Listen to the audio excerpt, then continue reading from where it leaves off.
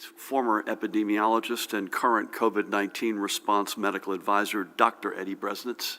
Eddie's with us most Wednesdays these days. Great to have you both, as always. The guy to my left, who needs no introduction, the superintendent, I was going to call you a commissioner there, Pat, the superintendent of the state police, Colonel Pat Callahan. We have Jared Maples, director of the Office of Homeland Security and Preparedness, Paramount Garg, chief counsel, and a cast of thousands. Before we get in today, a couple of notes to the side.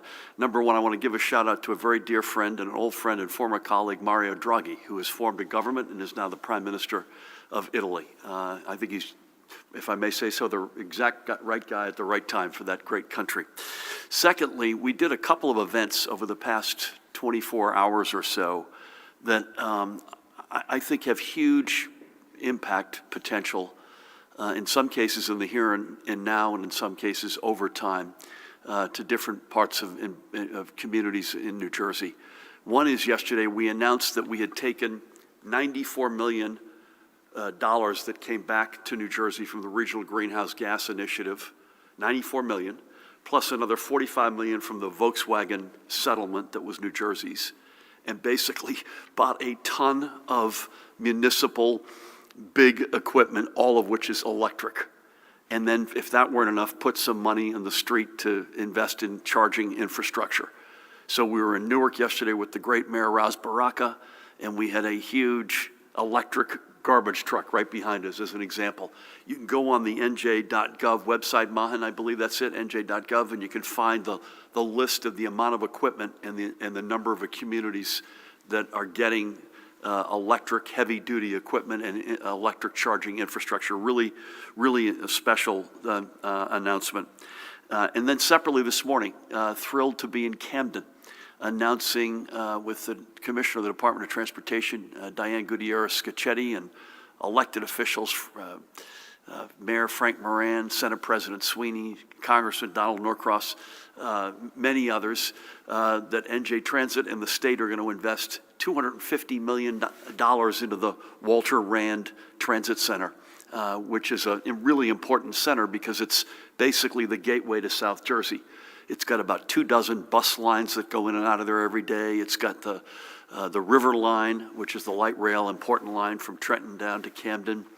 It's got the Patco connection into Philadelphia. And there's enormous potential. Walter Rand was a big deal, a Camden native, assemblyman, senator, really one of the fathers of infrastructure, the Transportation Trust Fund. This is going to transform the infrastructure in and around this transportation hub, and Camden will be a big winner. The region, frankly, will be a big winner. So I just want to get those thoughts off my chest. I want to give a shout out, a quick shout out if I can, to all the schools who worked so hard to safely welcome parents back into your gyms and rinks to cheer on their student athletes. We had, based on the evidence that we have, which is largely anecdotal, I don't think you've got any to the contrary, we had a very good first weekend of competitions, and I'm confident that school leaders and athletic directors and their teams will continue to ensure that parents can safely attend these sporting events. I don't know how many tweets we got, but we got a lot of tweets at us, photographs of custodial and other staff, athletic director staff, putting the protocols in place, and it was really encouraging. Another note to start our day today, I'm signing an executive order extending the public health emergency for another 30 days. As we have noted many times before, unless it's extended, these emergencies expire actually after 30 days. I want to, in particular on this extension, emphasize, Judy, you would want me to do this, that among other important measures, the Department of Health's ability to regulate the distribution of the vaccine is linked to the declaration of a public health emergency. Failing to extend the public health emergency risks compromising the department's ability to prioritize high-risk individuals, promote adequate staffing at vaccination sites, and ensure that residents are receiving the correct second dose of their vaccine, among other important steps. So today's action means that we can continue our ongoing COVID-19 mitigation efforts while also vaccinating New Jersey residents as quickly and as safely as possible. And before we move to the numbers, including vaccine numbers, I want to acknowledge the news from the Biden administration that it will rescind the policy instituted under the Trump administration that had made it more difficult for local partners, like New Jersey, to fund large infrastructure projects like those included in the Gateway program.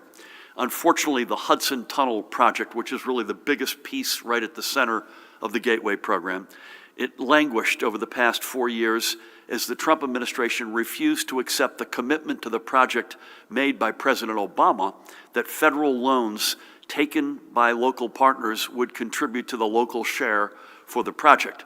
I recently raised this issue directly on a call with now Transportation Secretary Pete Buttigieg, and I'm pleased to see this action taken as a result. And frankly, I'm not surprised. Pete, who I've known for many years, got this immediately. Think about this. If I borrow money and I use the proceeds to be part of my local commitment and I have to pay the money back, that's real money. That's money good. And the fact that that was denied for 4 years under the prior administration is really frustrating, but this is a good result, at least in the here and now.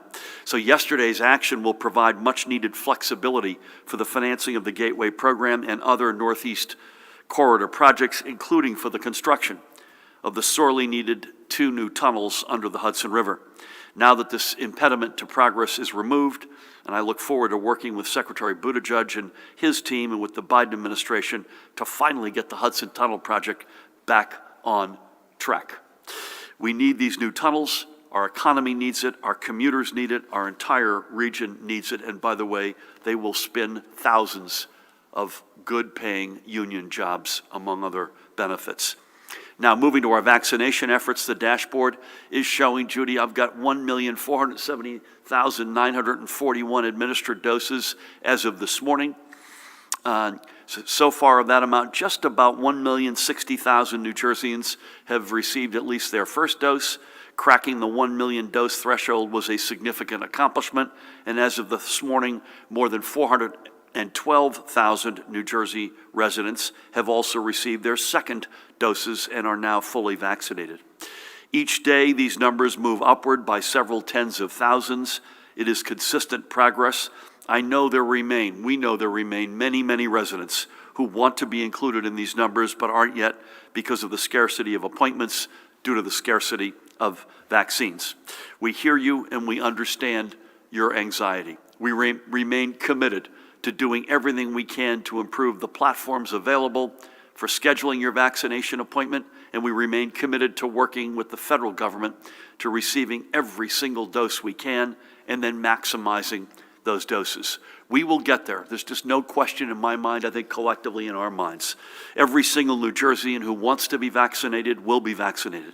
But at the moment, with only 2 approved vaccines currently on an emergency use basis at our disposal, we all need to continue to be patient as doses continue to roll out. And again, we will get there. I spoke to a union leader this morning, a dear friend of mine. We haven't heard one bad case for why certain populations that are not currently up to bat should be up to bat. So everyone is making a very credible case on behalf of their colleagues, regardless of who you might be or which community you might be in. Remember one thing that I think, Judy, slips beneath the cracks too often. If you're under 65 and you have a chronic health condition, you are right now up to bat. You are eligible to get a vaccine. Whether you're an educator, a transit worker, a longshoreman, a retail worker, regardless of who you are, if you've got a chronic condition, you are eligible right now. So, in the meantime, in addition to getting more and more vaccine supply and getting more and more administered in shots in arms, we must encourage everyone to continue to practice social distancing, to keep wearing their face masks. I've now graduated to 2. Especially when I'm inside. And by the way, face masks, period, especially when you're indoors where it is required, except when you're either eating or drinking. And we want folks also to continue to use common sense. I know it's the basic stuff that we've been preaching from day one, but the basic stuff is still the hand we've been dealt. Remember, we cracked the back of the curve in the first wave without a vaccine because we did that basic stuff by the millions in this state. We need to continue to do that, and then if that weren't enough, we've got the vaccine. And that's going to help us crack this even further. And even if you've, by the way, recently, Eddie, unless you disagree, even if you've recently received a vaccine, it is still just as vital that you continue to do these basic things as well, as it takes time for your body to build up the defenses and to work with the vaccine. As we noted here last week, we continue to encourage residents to get tested.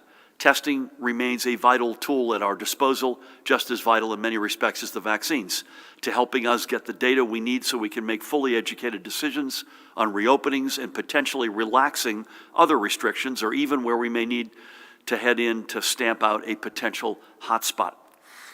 And aside from testing and following the routines that we have all made part of our daily lives, we would encourage you to download the COVID Alert NJ smartphone app, which has just received a significant update. In addition to more efficient data presentations within the app is now also available in 10 languages beyond its initial rollout in English and Spanish, and is now more accessible for speakers of Arabic, Chinese, Gujarati, Haitian Creole, Hindi, Korean, Polish, Portuguese, Russian, and Tagalog, all languages we hear across our state. So again, we ask you to download the COVID Alert NJ app and add your smartphone to our fight against the virus.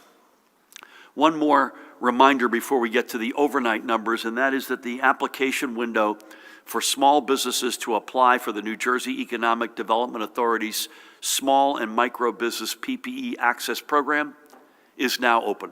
And this is for businesses with up to 100 employees. Through the PPE discount program, participating small businesses could save up to 70% on purchases of personal protective equipment for their employees and customers from participating vendors. In the PPE discount program's initial run, roughly 9,000 small businesses collectively saved more than $7.6 million.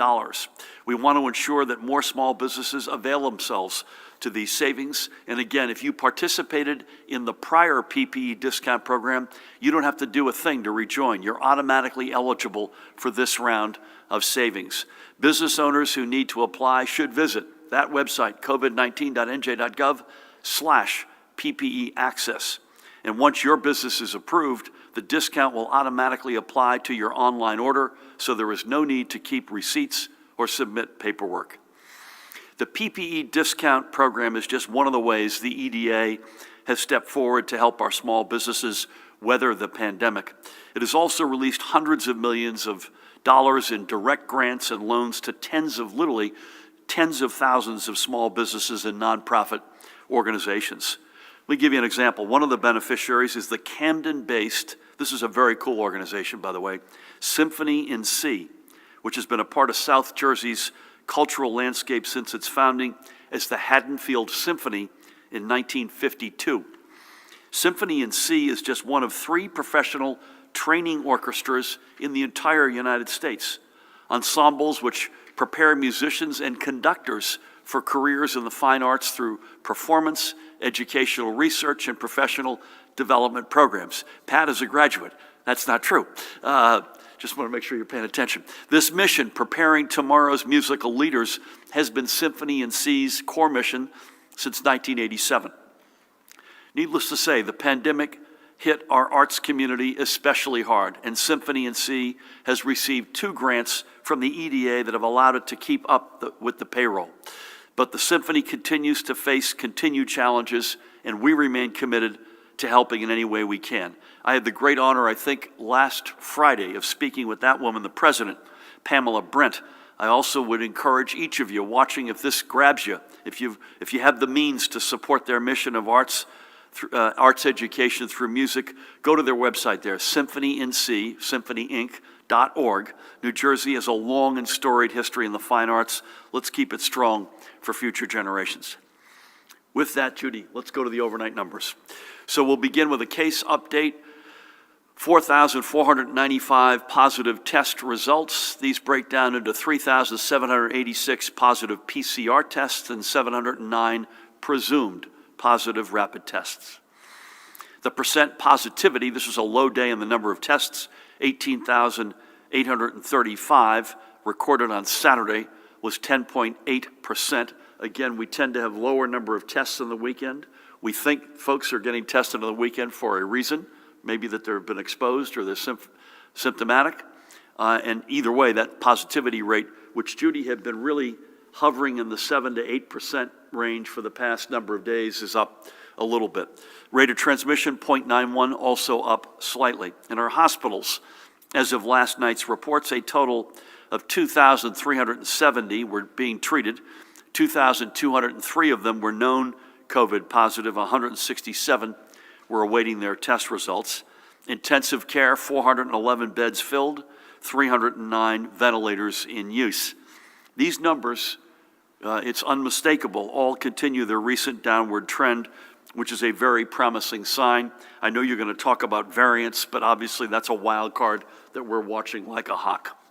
Yesterday, 301 live patients were discharged, 353 were admitted, and at the risk of comparing apples to oranges because they're not confirmed, 42 in-house fatalities. But we can say with a heavy heart that we are reporting another 92 confirmed losses from our extraordinary New Jersey family due to COVID.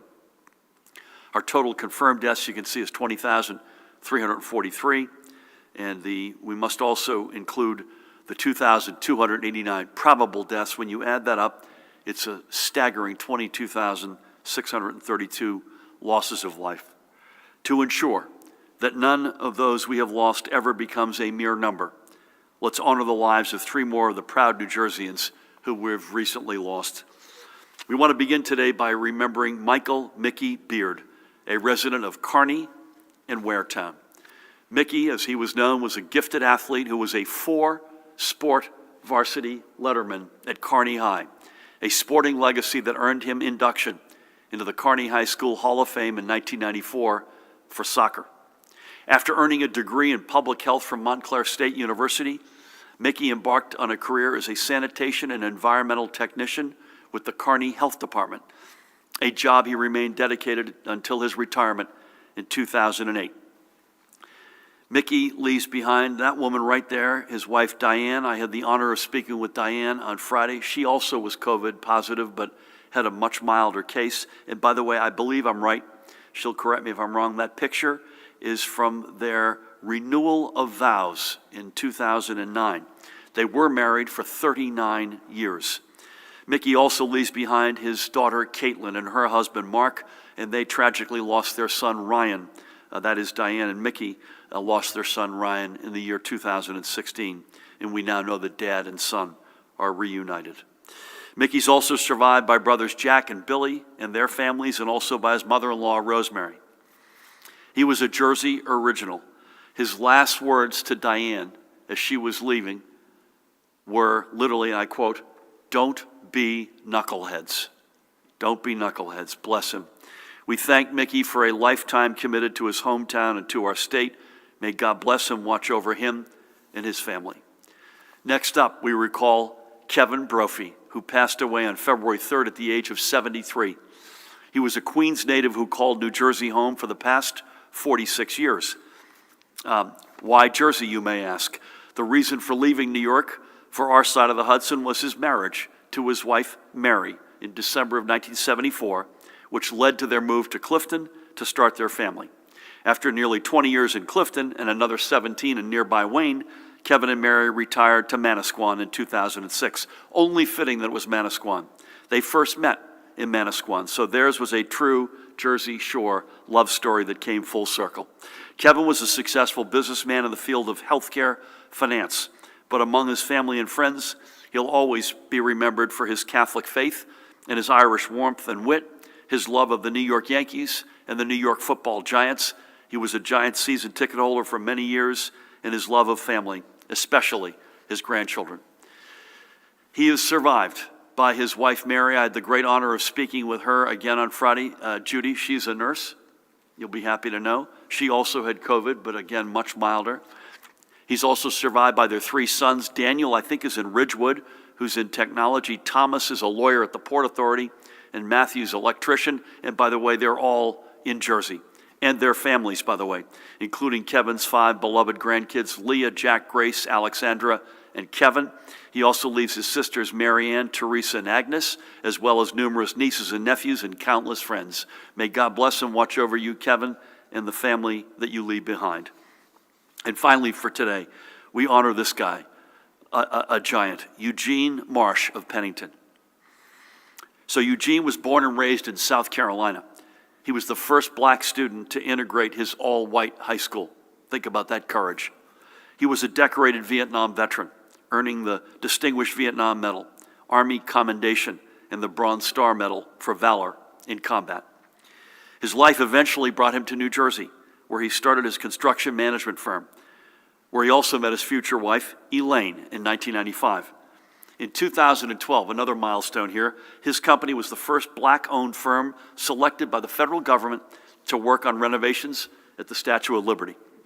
But even with a successful business, Eugene went back to school to pursue the college degree he had never attained, and an entirely new field, by the way, as well, one that would get him working with his fellow veterans. At Rider University, he would earn both his bachelor's and master's degree in clinical mental health counseling. Is that extraordinary? In 2014 and 2018, respectively. But he wasn't done. And at the time of his passing, Eugene was studying, again at Rider, toward a doctorate in educational leadership. His focus again was on mental health disparities among veterans. I want to thank our friends at Rider, by the way, for bringing Eugene's extraordinary life and passing to our attention. Even though the pandemic cut short his ultimate dream, Eugene had already left a tremendous mark, as he was the 2018 recipient of Johnson & Johnson's Dr. Martin Luther King Jr. Community Service Award for his work and engagement with vulnerable populations. He leaves behind his beloved Elaine, with whom I had the great honor of speaking on Friday, as well as his siblings, Charles, Michael, James, Francesca, Esther, and Susan, and his foster siblings, Jeffrey, Kendall, Maylene, and Jackie, among a tremendous list of nephews and nieces, cousins, in-laws, and friends. We thank Eugene not only for his service to our nation, but to our state, and particularly to our veterans. His story should be an inspiration to all, that you are never too old to keep learning. Eugene was 71 years old. God bless you and watch over you, my friend. 3 more of the lives lost to this horrible pandemic. We are all optimistic, let there be no doubt, for better days ahead. But it is always important to remember those who will not be with us to celebrate those days. We will never forget Mickey, Kevin, or Eugene, or any of those we have lost. And finally today, unrelated to COVID, I would be remiss if I did not note a passing from among our family in the governor's office. Early today, we lost Edwina Davis, that woman on the left, who had served for nearly 30 years on the administrative staff within the governor's and the council's office. She joined state service in 1992 after a career that included stops as an educator and in the hospitality and public relations industries. She was hired in the administration of Governor Jim Florio. And while the names on the doors changed every few years, Edwina's didn't. She worked under not just Governor Florio, but under Governor Whitman, DeFrancesco, McGreevey, Cody, Corzine, Christie, and yours truly. I think it's fair to say that there's not anyone who worked in the front office in any of the 8 administrations she served who doesn't have an Edwina story to tell. She took on the role of ambassador of the governor's office. She was an institution within the institution.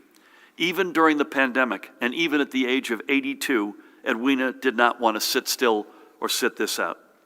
We are keeping her husband Warren and her children Lori, and so this is First Lady Tammy Murphy hanging with Edwina on the left and her daughter Lori on the right. Also her daughter Wendy and son Michael. We're keeping them all in our prayers today. Edwina was an extraordinary and amazing spirit. We miss her deeply. Thank you for all that you did, Edwina, and may God bless and watch over you. We'll handle things as best we can from here. And with that, please help me welcome the woman who needs no introduction, the Commissioner of the Department of Health, Judy Persichilli. Thank you, Governor. Good afternoon. As the Governor shared, the number of vaccine doses administered in the state continues to increase.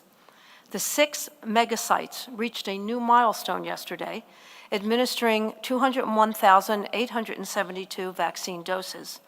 The Gloucester County mega-site alone has administered more than 60,000 doses to date. Yesterday, the sites also reached a new single-day high, administering more than 13,000 doses in one day. These sites are playing an essential role in supporting our goal of vaccinating 70% of the eligible adult population. They are doing their work in collaboration with our major hospital systems, Hackensack Meridian, Atlantic Health, Robert Wood Johnson Barnabas, Atlantic Care, Virtua, and one of our universities, Rowan of South Jersey. As vaccinations are underway, there have been some challenges due to the weather affecting the country. Vaccine shipments this week have been delayed due to the storms that are moving through the United States. We're closely monitoring the information coming from the CDC on our shipments. Most vaccination sites in our state have been using inventory on hand to ensure that appointments are kept. All vaccination sites, however, are expected to have plans in place for rescheduling appointments should they not have sufficient inventory.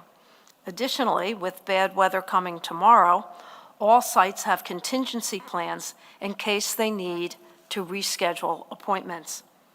As we have said before, getting as many individuals as possible vaccinated is vital to our fight against COVID-19, and this is particularly important given the concerns about the increasing number of mutations being seen in the virus. Viruses constantly change or mutate, and new variants of a virus are expected to occur over time. Sometimes new variants emerge and disappear. Other times, new variants emerge and persist. Currently, the only variant identified in New Jersey is the B.1.1.7 variant, the variant which emerged in the United Kingdom. There are a total of 50 cases of this variant in New Jersey. The department's Public Health and Environmental Lab is doing sequencing for all virus variants. The lab continues to increase its testing capacity and is also working with public and private partners to increase testing for variants. Additionally, the department participates in the CDC surveillance program, where specimens from New Jersey residents are randomly selected and sent to the CDC for sequencing. Sequencing is done in collaboration with local, state, and federal health partners on outbreaks with atypical transmission patterns, cases with international travel to areas where variants are prevalent, for example, Brazil and South Africa, and random samples of COVID-19 positive cases from the northern part of the state, the central part of the state, and the southern part of the state. The department also receives specimens from some commercial labs when their routine testing is suggestive of a variant. Other commercial labs are working with CDC, and there are other labs in our state that are doing sequencing, including Princeton University, Hackensack Meridian Health right now, and Rutgers University. We pay attention to any changes that may increase transmissibility, increase severity, or show resistance to the vaccines. That is why we work to identify and track variants. When variant cases are confirmed, local and state public health officials perform a public health investigation, and that includes contact tracing. Contacts are notified and advised to quarantine.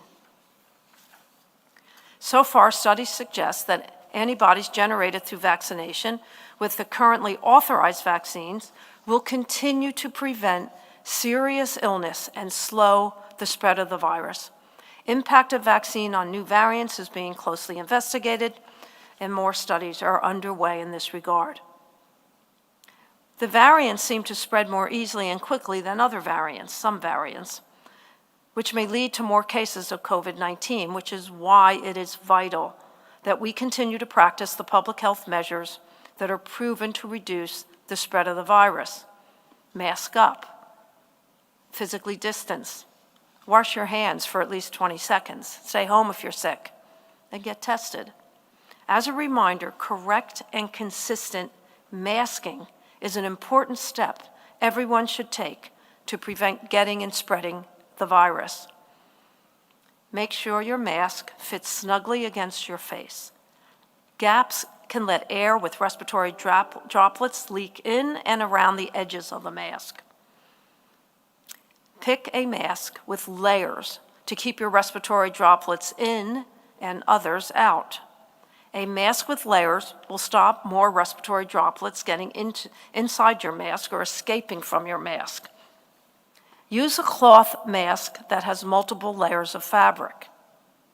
Wear one disposable mask underneath your cloth mask.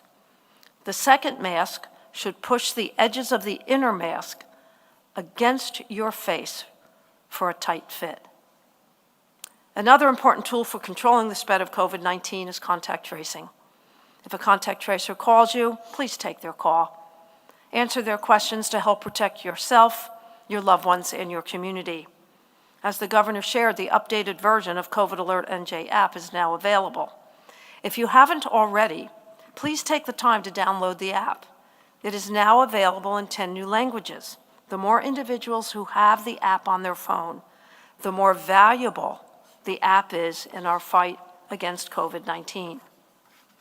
So moving on to my daily report, as the governor shared, our hospitals reported 2,370 hospitalizations, with 411 of those individuals in critical care. 75% of the critical care patients are on ventilators.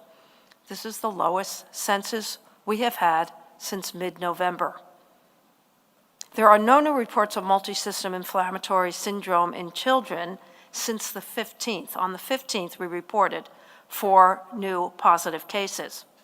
There are 92 cumulative cases in the state. And the children affected have either tested positive for COVID-19 or have had antibody tests that were positive for COVID-19 exposure within 4 weeks prior to their symptoms. One of these children is currently hospitalized. Fortunately, there have been no deaths. The breakdown of race and ethnicity of these cases is as follows: white 23%, black 24%, Hispanic 41%, Asian 5%, and other 7%.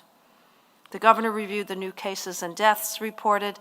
In terms of deaths, the breakdown by race and ethnicity is as follows: white 55.6%, black 16.6%, Hispanic 18.9%, Asian 5.1%, and other 3.8%. At the state veterans' homes, there are no new cases among our residents. At the state psychiatric hospitals, there are no new cases among patients. However, and sadly, there has been 1 death related to COVID-19 complications among staff. That individual had not been working since December 21st. The percent positivity in the state as of February 13th is 10.8%.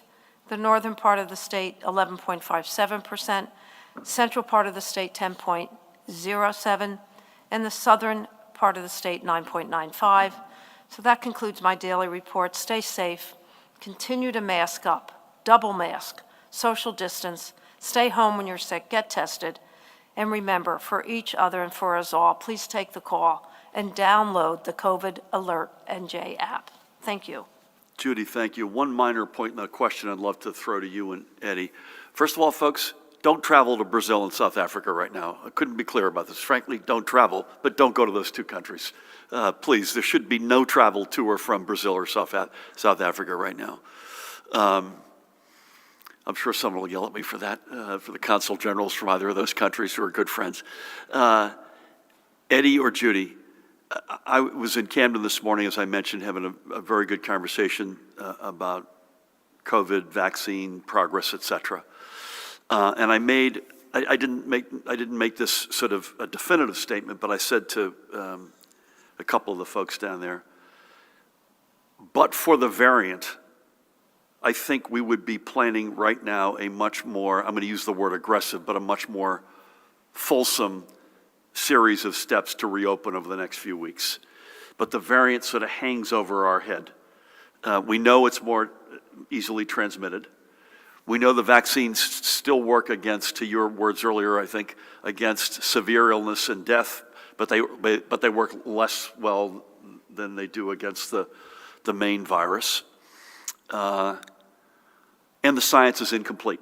So it's not just a question of we don't have clarity. I don't think anyone in America does right now on how much hold it will take and its impact, but also the science associated with it continues to be incomplete. Would you quibble with any of those observations, and would you, or Eddie or Judy, would you add anything to that? No, I think that's accurate. I think the difficulty here is making policy decisions when you don't really know what's coming. And when I say what's coming, I'm talking about the incidence of disease, and the burden of disease on the healthcare system and on everyone. So the trajectory's been really tremendous in the last month. It continues to go down in terms of cases reported, in terms of hospitalizations, ICUs, and everything.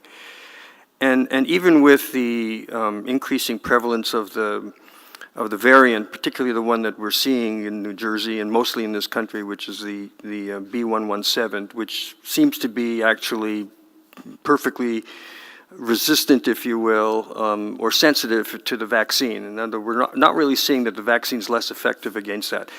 And as long as we continue to do everything we've been emphasizing, over the last year, Judy mentioned them in her remarks, and at the same time increasing our vaccination rates, we're going to continue heading in the same direction. And I think at some point, those decisions about loosening the restrictions still have to be made, even though we're concerned about the variants, as long as we're monitoring them, as long as our surveillance system is robust and we continue to do the testing and the sequencing.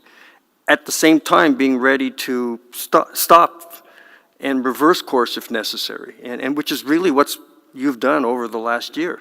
I mean, going backward is something we've tried to avoid like the plague, no pun intended here, and we want to continue to try to avoid going backward. If we had to, we would, obviously.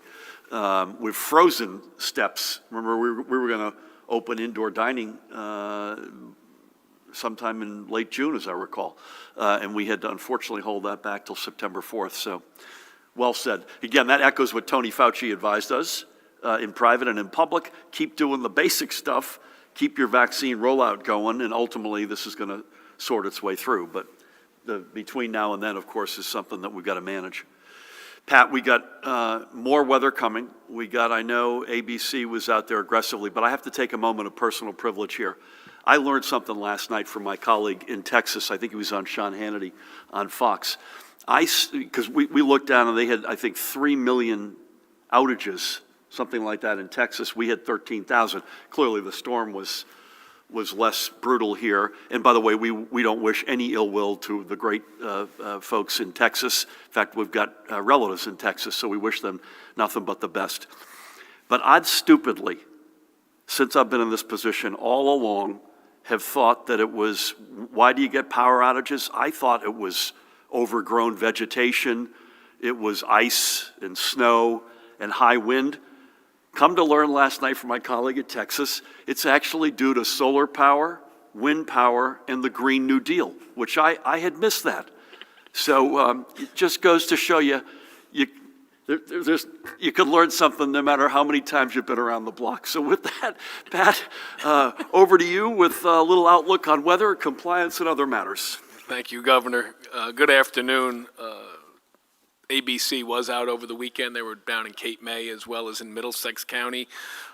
They did not come across any violations in Cape May, but the following 7 establishments in Middlesex were Riverside Sports Bar in Perth Amboy, Pagoda's Place in Perth Amboy, Passions Nightclub, Perth Amboy, Courthouse Inn in Perth Amboy, Portuguese Manor Restaurant, Perth Amboy, Yu Sushi in Woodbridge, and Cafe Luna in Old Bridge. And those were basically a combination of no facial coverings, over the 35% capacity, no social distancing, and sitting in a bar, combination of all of those things.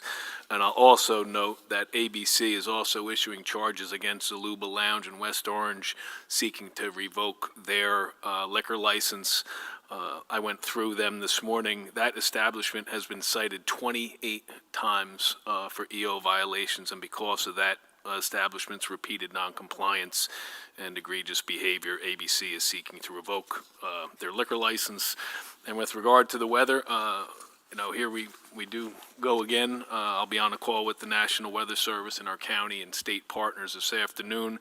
It looks like that typical Jersey storm where that rain-snow line is north of the center of the state, upwards of 8 inches. Some models are calling for a little bit more, and then below a wintry mix somewhere from the 1 to 4 inches. It's going to be a sticky commute from what I understand from the timing, Governor. It looks like the commute is going to be upwards of 1 inch falling per hour tomorrow morning. So we're on top of it. I was on with Commissioner Gutierrez-Scacchetti just right before I walked in here. We'll be ready for it, and just another weekday in Jersey. Gov, thank you. Thank you, Pat. Don't forget what causes power outages. That's right. Keep that in mind, those damn windmills. We'll man. tell Joe Pesky little Fiordaliso. things. A couple of things. ABC, and they don't telegraph when they're going or which county, but it's pretty clear by the list, and we heard this before in Monmouth and Burlington, I know. They basically do a county strategy, right? When they go out and blitz it, they do it in a compact, which allows them to hit more places more easily, right? So that's number one. And folks, please, come on. I mean, most folks in most establishments are really doing the right things. We just need everybody to do it, and 28 EO violations ain't the way to get from here to there. And then lastly, on weather, I think we're almost, for our members, our brothers and sisters in the press, I'll be very surprised if we're not at the Stempsey tomorrow morning in the Ford section of Woodbridge with Diane and you and Jared and me and probably Joe Fiordaliso. So we'll probably be tomorrow in a virtual mindset, and my guess is we'll be doing something first thing in the morning. The commute tomorrow looks like it's going to be messy, right? So, and your point is we've got this Route 195 sort of almost magical delineation in the state. So stay, folks. Stay safe, folks. Ready.nj.gov continues to be the best all-encompassing website. And if you're taking a bus or a train on NJ Transit, I would go to njtransit.com to get your specific line implications. The other thing about this storm, it doesn't feel remotely as intense or as big as the one we had a couple of weeks ago, but it does share, at least at the moment, and I know you're going to get an update this afternoon, the characteristic of being a long storm. So tomorrow morning through sort of midday Friday, is that fair? That's correct, Bill. Yeah, and that's sort of that's an exposure that just by its nature, if you're on the line and it tilts more snow than rain, that's a pretty significant exposure. So in any event, stay tuned. My guess is we'll be gathering at the Storm Management Center tomorrow morning. My guess is if I had to predict, it'll be around 9 o'clock if I had to put a fine point on it. We'll be back here again, somewhat depending on the storm. So we're going to stay with our Monday, Wednesday, Friday routine. This is somewhat related to weather, but assuming weather provides, we'll be back here at 1 o'clock in person on Friday. Let's start in the back. Let's go relatively quickly because we got a full house here today. Please, ma'am. Hi, Lilo Stainton from NJ Spotlight News. Thank you Hey, for Lilo. Remembering Edwina. She was a special person. She was. Yeah. 3 questions related to the vaccine. Yesterday, Dr. Fauci told CNN that Johnson & Johnson will have considerably fewer doses available by April than they thought, meaning the general public won't have access until mid-May or June, possibly even July, he said, or I guess President Biden said. How does that affect your plans to deploy that vaccine, particularly to harder-to-reach communities? Was that Johnson & Johnson you said? Yep. Okay. J&J. On a call, second question, on a call with governors, Biden administration said they were, that they anticipated only a few million doses of the J&J vaccine when it is approved or gets the EUA. So fewer upfront and fewer and later, and a delay in delivery on the end. Can you provide some more details on that? Third question, are you concerned about changes in the timeline adding to people's frustration and the sense that perhaps public expectations around the vaccine rollout and supply were set too high? Thank you. Thanks for what you said about Edwina. I don't know that we've got a whole lot more insight. I mean, the feds are the ones that are dealing directly with Johnson & Johnson. Obviously, we're proud of the fact they're an iconic New Jersey institution. We had set out, and Judy, if I get any of this wrong, as I'm sure I will, you'll come in and correct the record. We had said our aspiration was 70% of our adult population within 6 months, which translates into 4.7 million people vaccinated. And I think we've said here a number of times, even putting aside the J&J reality, that the prior federal administration had left the cupboard a lot barer than they had indicated. The Biden team was making great progress, which is still very much the case. But that 6-month window still felt plus or minus right. I mean, I'm not sure we'd want to be held to a day, but it clearly feels like it's much more middle to back end loaded, especially when you add the J&J reality on top of Moderna and Pfizer already. As these folks, the experts to my right, will tell you, a more even cadence in that 6-month period is preferable, particularly when you've got the 2-shot vaccines where you've got to be, you've got to track that. But I don't know that we've got, and I'll defer to Judy if she's got more insights on this.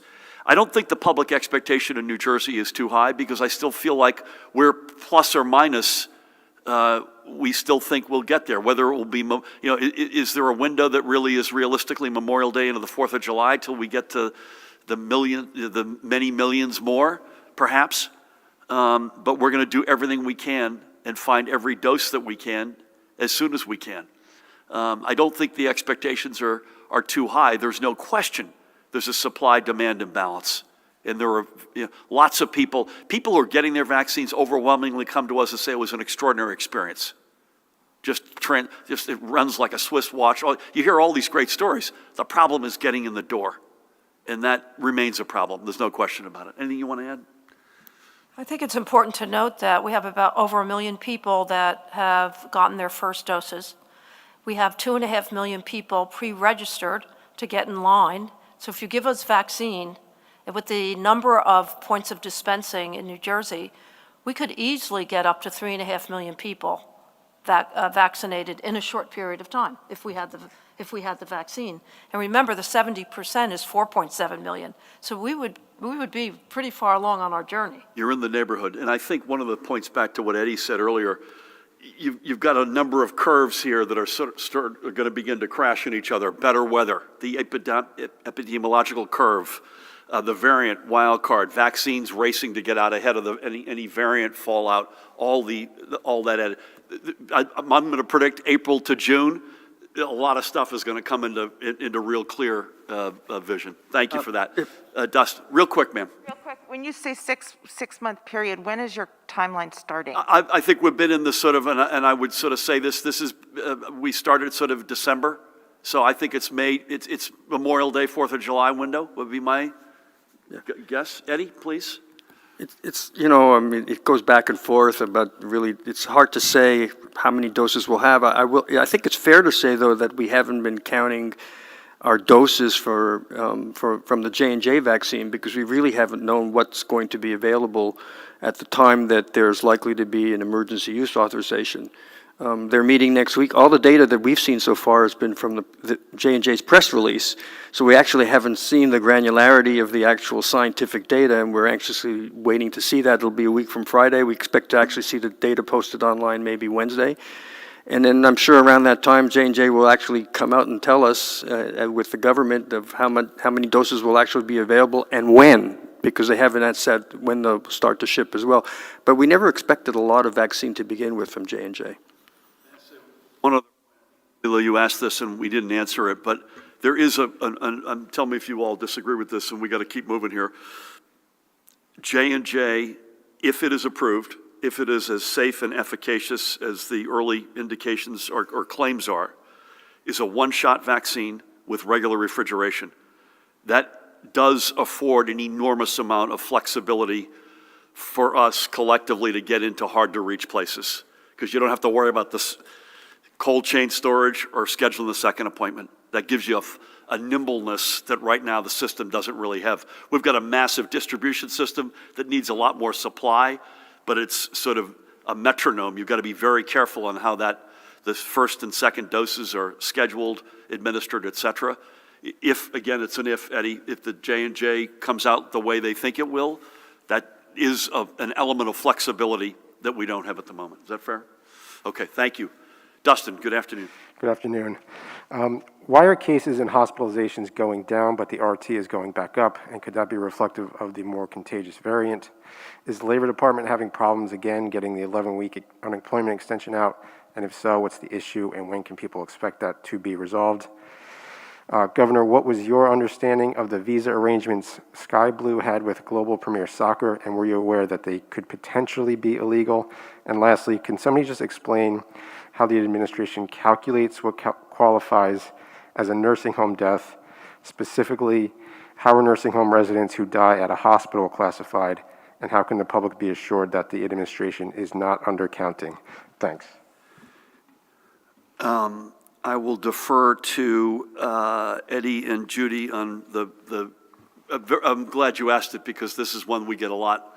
Hospital rate going down, RT rate is really still been in a range, but it started to creep up a little bit. I think part of the reason is it's a look back over a 7-day period, and the hospitalizations are what they are last night. But Labor Department, I've got no insight on that. If I can come back to you on that, I'm not aware of that. But if it's, do you have anything on that, Paramel? Okay, if we can come back to you, we will.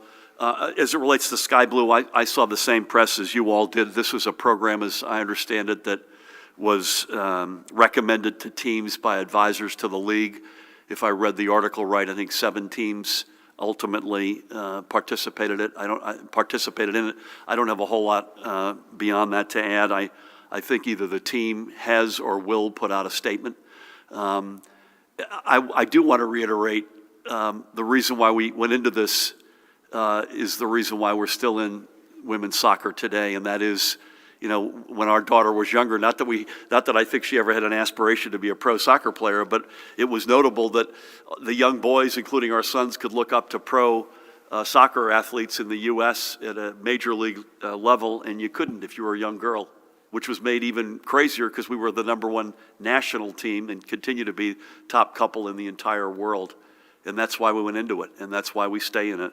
I noted this morning, I think it was this morning, I saw that there's a Washington franchise which is getting stood up with some really cool people. Jenna Bush, Chelsea Clinton, who we hosted for the Women's World Cup in Germany, Brianna Scurry, former national goalkeeper, also we hosted in Germany for a clinic.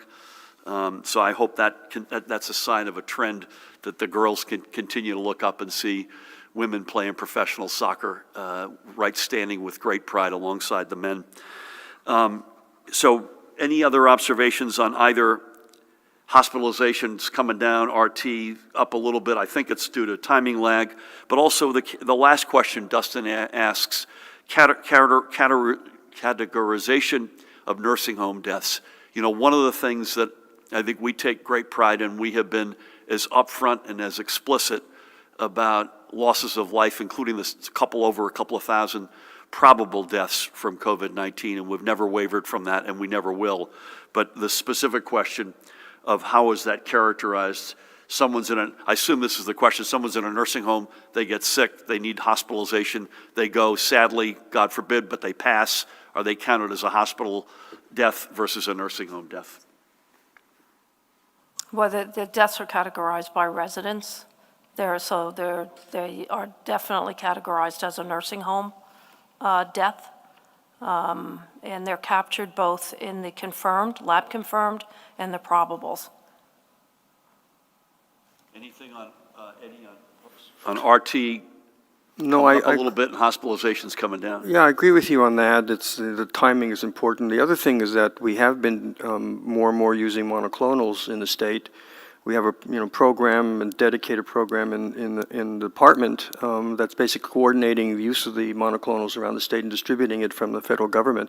Now, what the extent of the impact is hard to really measure, but the use of the monoclonals are to prevent hospitalizations. And so that's going to contribute to some extent. Thank you for that. And as usual, Rob Sarangelo is watching, so Dustin, here's the answer he just gave to me, and I will give you the verbatim. There are no problems with the 11-week extension getting out. Certainly, there are people who got the 11-week extension added to their claim that had some other issue. Thank you for that. Thank you, Rob. Brent, good afternoon. Good afternoon. Sorry, hold on one second. Will you close any of the mega sites tomorrow because of the storm? And how would appointments be rescheduled? And what about rescheduling appointments at other locations that close? A new Pew study says all but 7 states have seen tax revenue drop because of the pandemic, and 6 of the 10 with the biggest drop have Republican governors. What does that say about the need for the $350 billion in state aid and the Republican claims of a blue state bailout? And lastly, what is the county-by-county breakdown for the new variant cases? On mega sites, I don't think we've made any determinations yet, unless Judy or Pat correct. I do know that Burlington and Morris are going to be closed tomorrow, Brent, and that the Somerset community-based site is also going to be closed.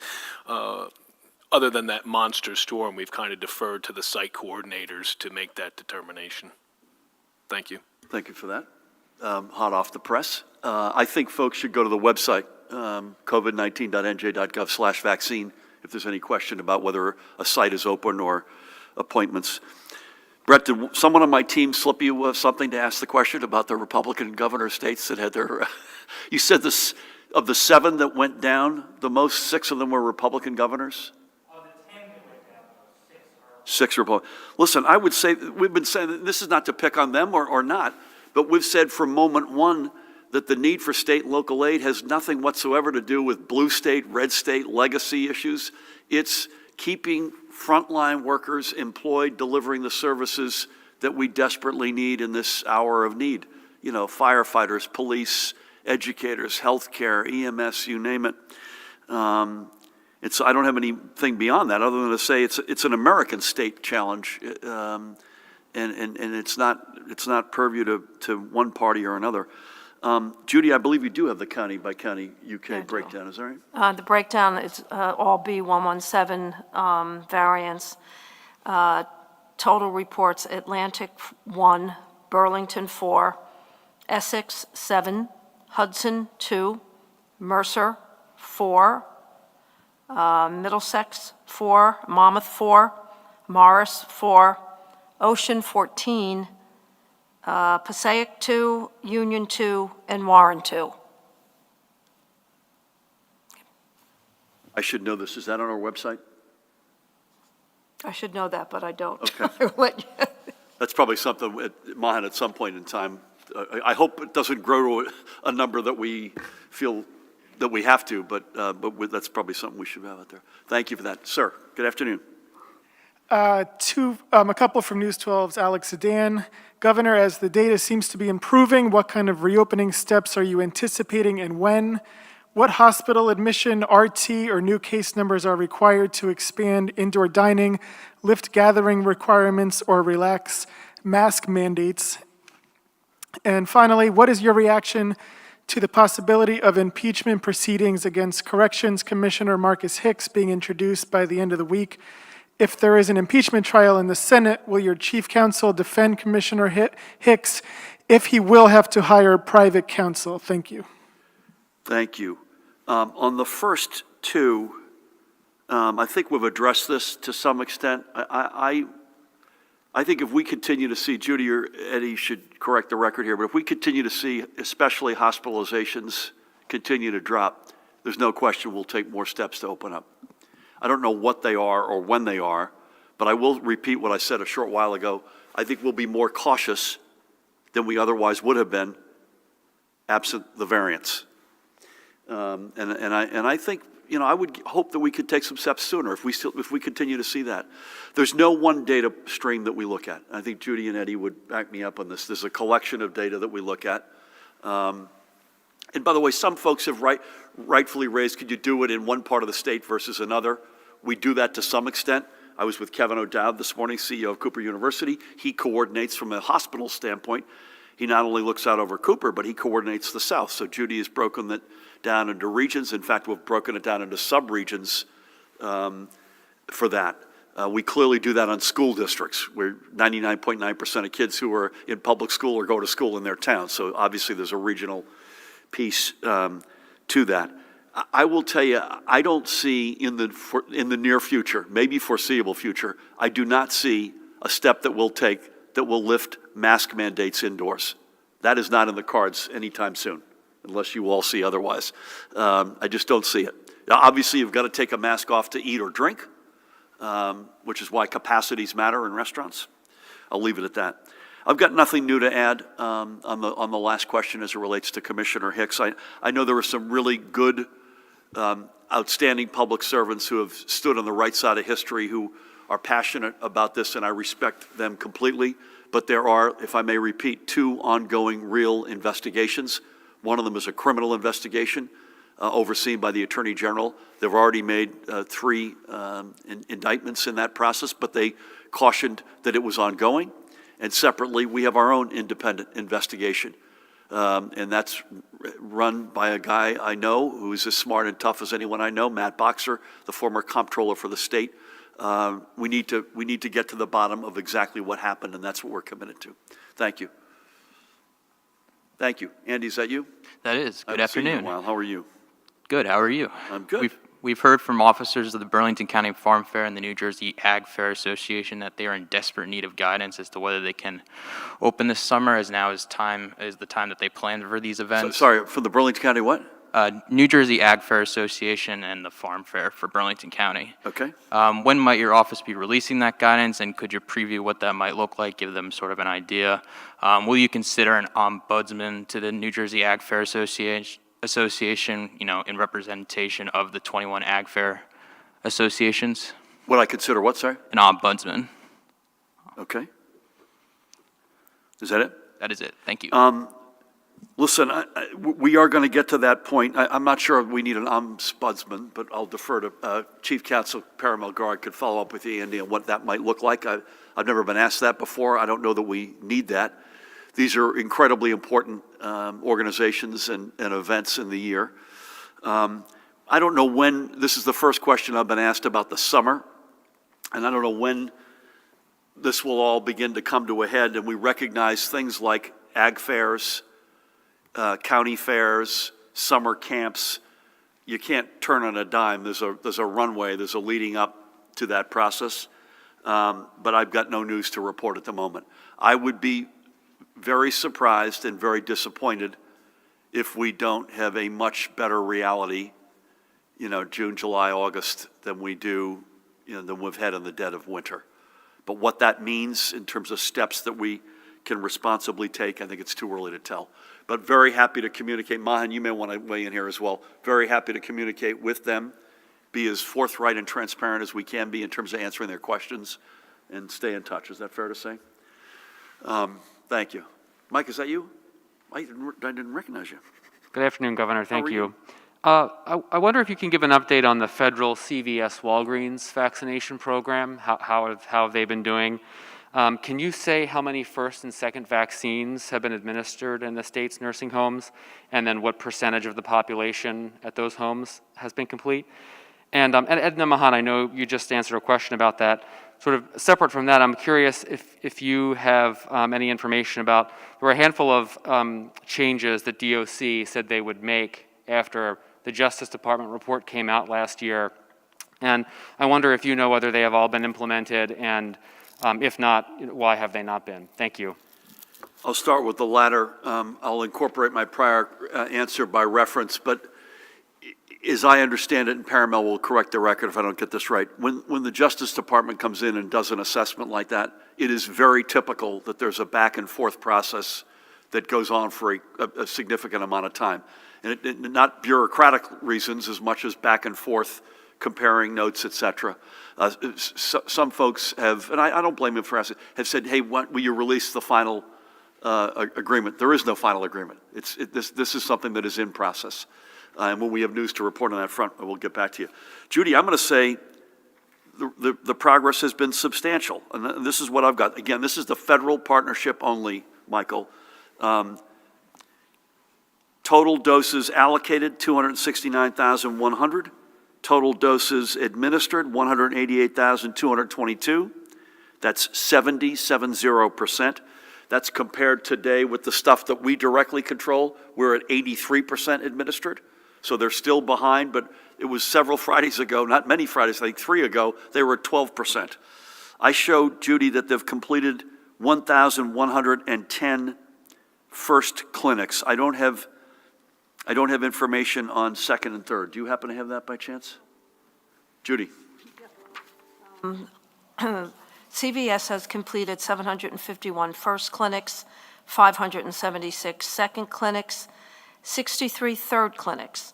Walgreens has completed 359 first clinics, 232 second clinics, and 26 third clinics. So we're moving pretty quickly through the first and second clinics, and then the third clinic is always the catch-up clinic. And that basically, is my right in saying they've each committed to 3 clinics per Yes. per residence? And secondly, the third one is typically to go in and mop up somebody who might have been COVID positive or was out that day or whatever. Is that But fair? given some of the snow days and some of the slowdown, some are now also scheduling fourth clinics. So CVS has scheduled 6 fourth clinics and Walgreens 2, and they will continue till they make sure that the people they have dosed with primary doses get their secondary doses. Again, I think very good progress. It still has a ways to go. And we're not declaring any victory, but when I mentioned the allocation and administered, literally, I think it was 3 weeks ago, this coming Friday, so 2.5 weeks ago, they were at 12%. Yeah. And CVS was always out ahead of Walgreens. We had some spirited conversations with both, especially with Walgreens, and to their credit, they threw the bodies on it that they needed to throw on it from the first place, and they made a lot of progress. Thank you for that. Nikita, you good? Governor? Yep. So if you win re-election, you'll have the opportunity in your next term to nominate at least 4 justices to the This is state off Supreme topic, it Court. sounds like, right? Yeah, of course. Sorry. Just want to confirm that. Sure. And I was wondering if you are ready at this point to commit to nominating at least 3 Republican justices, or keeping at least 3 Republican seats on the High Court, as the tradition has been in the state since 1947. Past that, and I'm not expecting you to comment on the specifics of the case, but I do want to know whether or not you feel it's okay for your administration to enter into settlement agreements with people who have committed crimes and that allow those people to continue drawing millions annually, or over $1 million annually, from public entities in contracts. And then lastly, the Senate Judiciary Committee yesterday advanced a bill on mandatory minimums. It's different than the old one, but it still includes official misconduct. I'm wondering if your thinking on that issue has changed at all. Yeah. Putting aside that I don't presume and assume getting reelected for 1 second, I'll always hope for the best and prepare for the worst and work my tail off, and I know the team will. Put that aside for a second. I don't have any comment about the 4 justices, therefore, I don't have any comment about the future. But I think if you look at our behavior in our first 3 years, in the way we've treated the tradition of the Supreme Court, you can expect that that approach will continue if we're lucky enough to get reelected. I've got no comment on the settlement question. I literally don't have any comment on that. Paramel, and you may want to have a conversation about that. I haven't had a chance to read the Senate Judiciary Bill, and as you know, I don't like to comment on stuff that is either not in our desk or we've not made a decision on. But my basic place is still where it's been, with great respect. I had a very good conversation with Paramel and former Chief Justice Debbie Ports a couple of weeks ago. We stood that commission up on sentencing reform. It was a broad, stakeholder-based commission. I thought they did an outstanding job. I still want to pursue the legislation. Some of it was executive action and order that we could have already pursued. Some of it legislation. I still want to pursue the legislation based on the recommendations and the spirit of the recommendations that came from that commission. Thank you. Dave, last but not least. Hi, Governor. So you have now become a 2-mask guy. I believe, Judy, you came in with 2 masks as well. You talked at length about a second mask. First of all, Governor, would you recommend that New Jersey residents now begin to wear 2 masks and possibly goggles? Because I know that COVID-19, you can become infected through your eyes. Judy, just to clarify, what is your official recommendation for New Jersey residents? Is this something that they really should be doing at this point? And why Is it just the variants? Is there anything else going on? Governor, a lot of the schools now have started allowing the parents back for the sports activities, but many schools are not letting the kids go into the clubs other than sports. And if you're not athletic, you may not have your outlet, whether it's a club or whatever kind of activity it is. I thought you meant nightclubs, by the way. No. That would be comment on my. That would be the comment for Pat Callahan, so I'll hold off on that. But this would be for school activities and clubs. Would you recommend that the schools, take another look at this and perhaps allow some of those kinds of situations to go forward? And finally, last week we talked about the variants, and the answer that we got was, well, there's only about 30 some odd, and they're all the UK, and it's not really, we're watching it, but it's not a big deal. A week later, you guys are now coming in double masked, and there's more concern being voiced about the variants. Can we get a specific breakdown? How many variant tests a day are we doing in the state lab?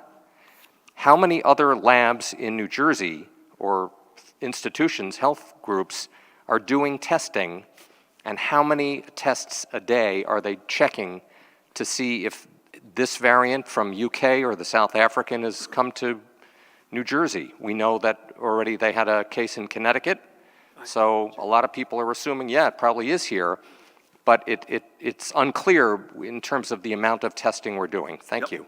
I'm going to be a little bit quicker only because our clock is running out on us. My answer on the two, I'm not anticipating goggles. I'll probably Pat will show up Monday with a set of goggles, but the two masks are pretty explicit CDC recommendation from a few days ago. And I don't think it's only variant specific. I think it's variant, but it's also best practices, what we've learned in the pandemic. And again, I'll have Judy and Eddie come in if they want to add anything. The clubs is a very good question. So we've said that there's a huge mental health plus if you can get kids together responsibly, and we've spent most of our time when we talk about that, admittedly, on sports. It's a good question, and I want to give you a crisper answer than just some blanket.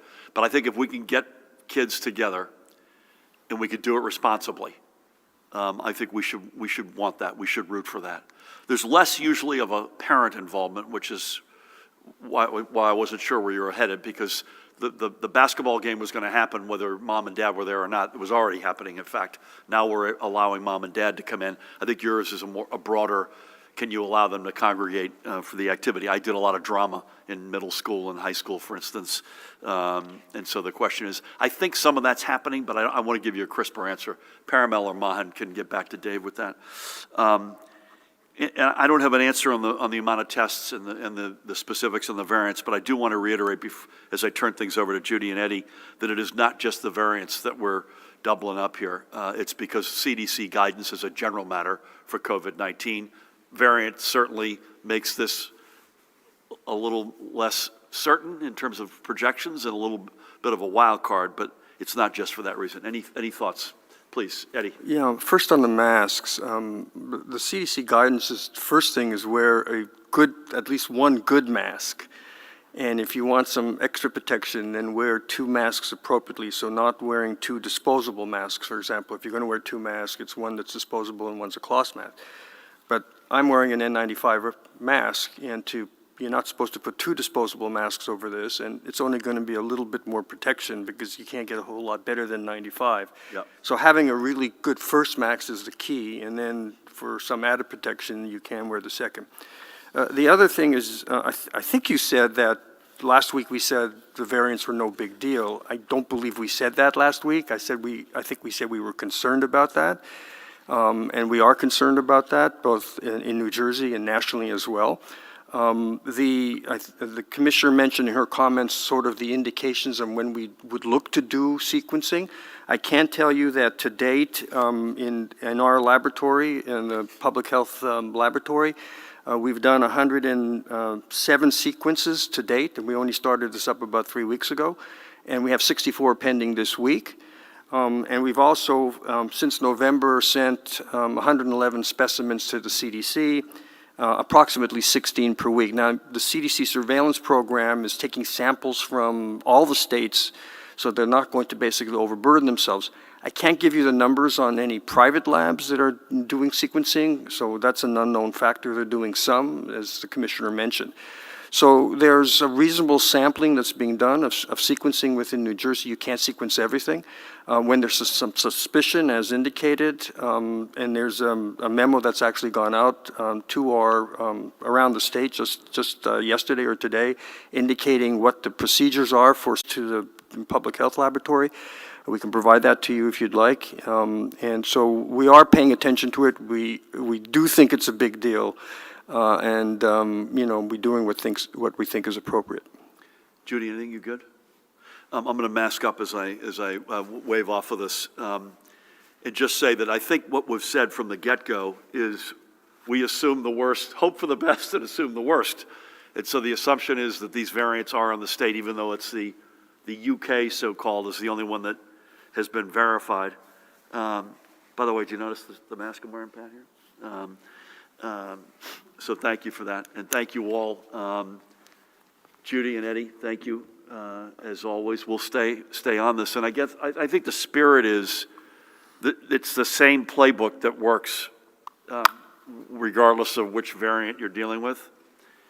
We just got to make sure we use that playbook: social distancing, face coverings, wash hands with soap and water, take yourself off the field, get tested.